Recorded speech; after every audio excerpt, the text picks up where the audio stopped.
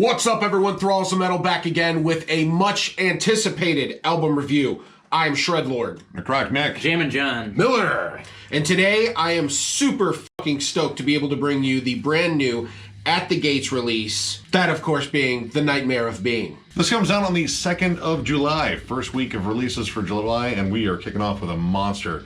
Out on Century Media Records, formed in 1990 in Gothenburg, Sweden. This is their 7th full-length, their 3rd since reforming in 2010, and this is a bit different than I thought it would be. They have been pretty consistent in terms of their style, their sound. At the Gates is almost instantly recognizable when you hear them. This one is still that, but it's a lot more, and this is a really different release. I can't stress that enough, though you don't really get that right off the bat. Right off the bat, you get two of the lead-off singles, The Paradox and Spectre of Extinction, which both sound like exactly what you expect from At the Gates. Tight, melodic death metal riffing, furious drum work, lots of really cool melodies, Thomas Lindberg's harsh vocals, really just kind of sets the pace.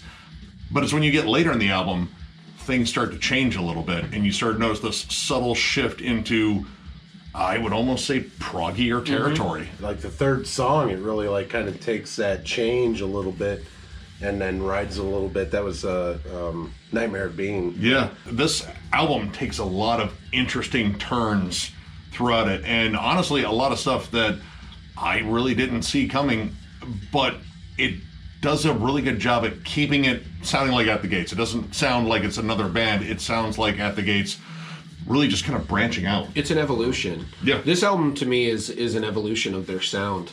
With all the core principles still intact, they have added a bunch of new things to the arsenal, such as some of the symphonic elements, such as a saxophone solo. Yeah. There is much more intricate chord changes. There is different chord changes, sometimes upbeat and more happy, and dare I say jazzy at times, almost Pink Floyd-y. Yeah. And so this is a really kind of a treat that I don't think any of us expected, really. No, I mean, honestly, it was kind of hard to predict where they would go. To Drink from the Night itself was definitely different than At War with Reality. At War with Reality was the re-establishing act. We hadn't put out an album since Slaughter of the Soul. That album is pretty much legendary status. That one re-established them as the kings of melodic death metal once again. Absolutely amazing album. To Drink from the Night itself, they lost Anders. He was their chief songwriter. They kind of wavered a bit in style. This is kind of the middle ground between both of those last two releases. You have all the core elements of At the Gates, but you also have that experimentation that was on To Drink from the Night itself, but they did the experimentation a lot better. Yeah, and in this album, I didn't have very much in terms of expectation because I didn't really care for Drink. Yeah, whatever the case. I didn't. But think it was that good.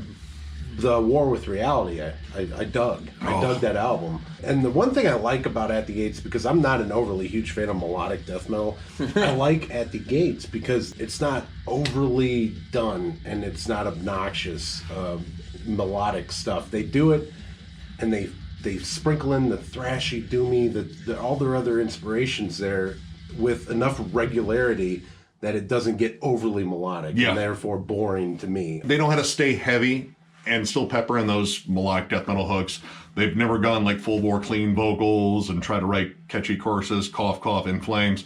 They've always stayed, heavy and fiercely planted in melodic death metal, and they do it so damn well. I kind of agree with Miller on the forefront that I don't really dig mellow death either, and Fools. I mean, Still like it is what it is. I also like my metal to be full of death. But this is so well done. The production on it's absolutely beautiful. There's a lot of layers going on, like a lot, but nothing really gets lost. They still manage to even hold on to the heft of the guitars, a little bit of crunch over all this prettiness. Yeah, we were talking about sax solos in Garden of Cyrus. This is where it kind of gets proggy. Actually, it reminded me a lot of newer Enslaved. Yeah, and I didn't pick up on that at first, but as soon as you said it, it was like, that clicks really well. Yep. Or even the intro to something like Touched by the White Hands of Death has almost like a video game / Disney soundtrack vibe, you know? It's like Zelda's Final Fantasy with Mickey. That's the one with the symphony and stuff, and I like the fact that they're real musicians that are doing it. It was very much like that beginning is like, you know, I've been on a He-Man kick as of late since they announced the new one, but that sound at the beginning is like you're walking up to Snake Mountain, you know, and you get in there and then everything kicks in, fucking Skeletor's there, you know, just ready to rip your face off. Give or take whatever the intro's like that, but this fits with the album, and it's a nice little break in there. Some of the transitions in this are a little like lacking, like in Nightmare of Being. I thought that there could have been better transitions between some of those riffs, but then when they transition into the bridge at the later part of the song, it works really well. But it was like those riffs, they went from a little like, it's like a slower kind of vibe to this riff, and then they get into that high gear riff, but it kind of slides into gear. It doesn't really hit you. Well, watching the interview with Thomas Lindbergh, Banger TV did one earlier today. He was talking about like how they approached this one and comparing it to like their earlier albums. They wanted to squeeze in all these progressive elements, but they were very young musicians. They really hadn't been playing very long, and you know, thinking they could conquer the world with like 200 riffs in one song, you know, it wasn't all quite there. Now coming back to kind of that style as more mature musicians, they definitely can. And as far as guitar playing goes, there's a lot of great tones on here, but also a gem that we are given right away in the very first opening track, Mr. Andy LaRocque of King Diamond and Death. Well, he did one Death album, one but, Death. you know, That counts. Sure, okay. Counts. It was fantastic, of course, but yeah, he gives us a solo, and it's classic Andy LaRocque. It's got all his tasty signature licks, harmonized leads, and such like that, and it is an excellent treat for guitar players. But that's not the only lead on this album. There are plenty of other leads on here that I thought were very well constructed. None of them ever cross into the territory of like shred per se, but I will say that they were incredibly well constructed, melodic, and they were perfect fits for what was going on in the music behind it. Yeah. The Gates has always been kind of like strange with leads. Like most of the time their leads are just like lead melodies to accompany a really catchy riff. Like flat out solos are kind of a rarity.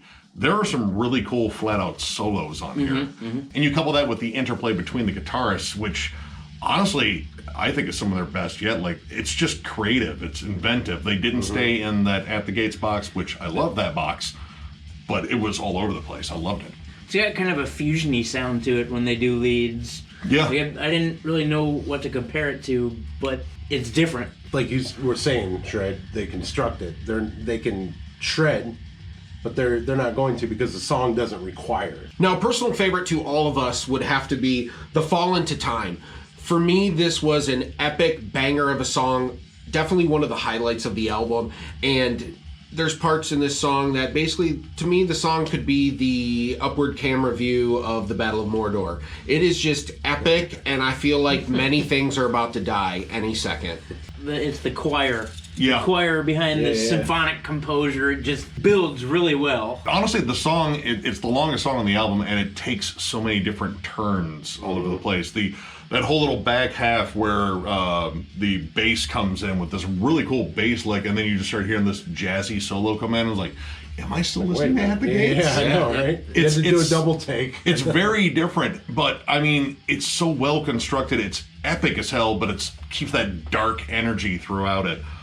Amazing song. This is like a huge gem on here. And again, this shows them kind of flexing their muscles and showing they have more than what we initially thought, which, I mean, they're all solid musicians, but this is really, really good and really different. Yeah. They've advanced. The mix on this, of course, it's Bogert. Yep. Jens So Bogert. the mix is going to be great. Every time I hear an album that he does, it's like, man, that dude has just got it. Yeah. I love most of the albums he's mixed and stuff. I mean, he's done everybody. Lord knows I own a lot of them. Yeah.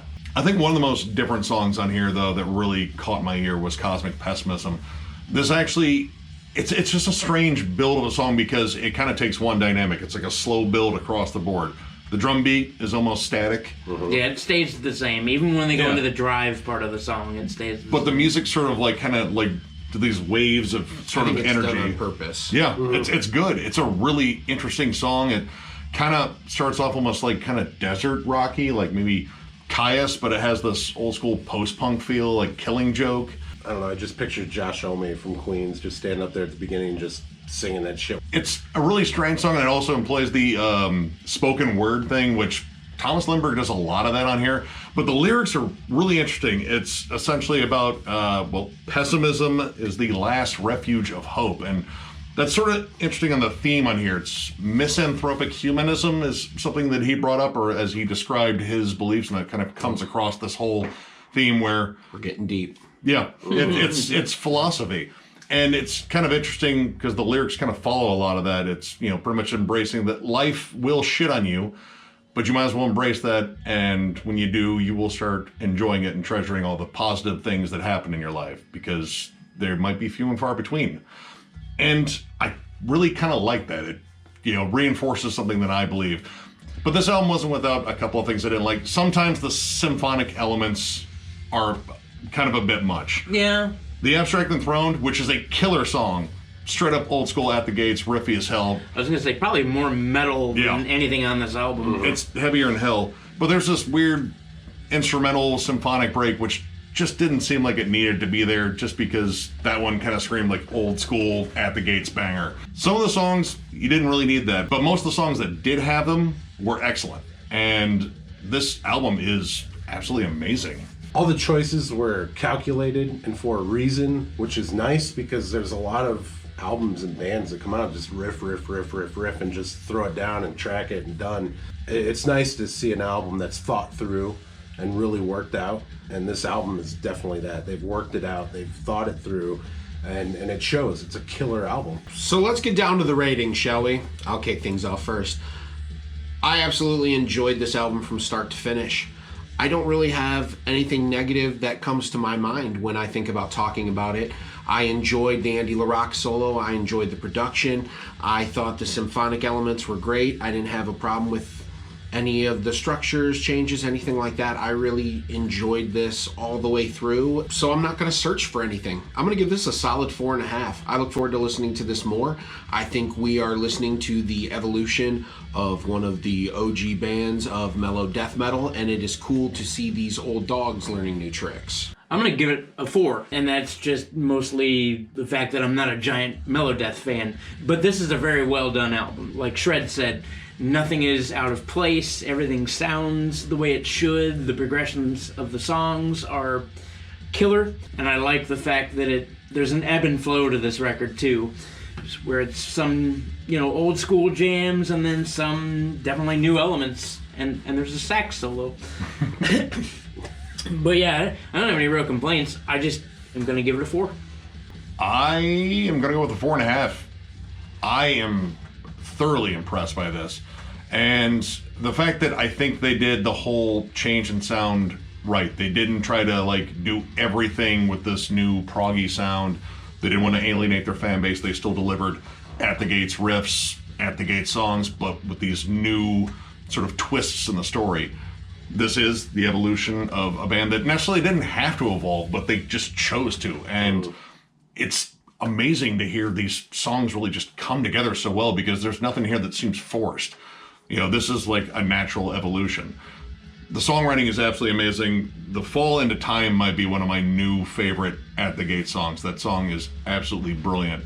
This is a killer album. If you're an At the Gates fan, don't worry that it's going to be slightly different. You're going to get everything you love about At the Gates, but you're going to get a lot more. And you should definitely get this. Go see them live. Just do it. It's amazing. It's At the Gates. You won't be disappointed. And I am going to go 4 out of 5 because it is a great album. I'm not, like I said, I'm with John on this one. Not overly huge melodic death metal fan, but I like At the Gates because they don't overdo that. Mm-hmm. They kind of set the tone for that thing, and then other bands that just tie into that melodic part and just drive it into the fucking wall. This album and the band are balanced. Everything is balanced. The mix is balanced. The songwriting is balanced. Everything about this album is balanced. It's a great listen, even if you're not into melodic death metal like me. It's solid all the way through, so 4 out of 5. So, if you enjoyed this video, give it a thumbs up. If you are new to the channel, subscribe, because we do stuff like this all the time. We are also on Patreon, so if you would like to support us there will be a link below in the description. And we have shirts available. All you have to do is hit us up on thrallsofmetal@gmail.com. Send us a message with shirts in the subject, and we will get back to you, get your size, and get you a shirt. And we would love to see the whole world parading around in those shirts. So, yeah, help us out there. And maybe we'll Plus, they look good. start a tag or something. Yeah. Thralls of Metal shirt or something. We'll Something like figure that. something. We'll figure We'll figure something out. And we're thinking about some other stuff that we're going to slap our brand on and, get out there to you. But Condoms. for now, not condoms. Thrall condoms. I don't, Practice safe sex, everybody. I mean, is that what you're bringing that up? The safe sex thing, or is it something else? We'll talk about it after. Okay. So with that, we thank you very much for watching, and we will catch you later.